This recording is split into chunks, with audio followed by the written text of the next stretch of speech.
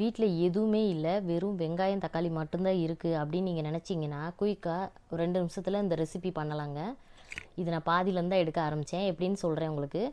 க நான் ஒரு பாத்திரத்தில் எண்ணெய் ஊற்றிட்டு கடுகு, லைட்டாக சோம்பு, 2 பெரிய வெங்காயத்தை பொடிசாக கட் பண்ணி சேர்த்துக்கோங்க. 2 பச்சை மிளகாயும் கட் பண்ணி சேர்த்துக்கணும். இது நல்லா வதங்கினதுக்கப்புறமா ஒரு 3 அல்லது 4 தக்காளி பழத்தையும் இதோடு சேர்த்துக்கலாம்.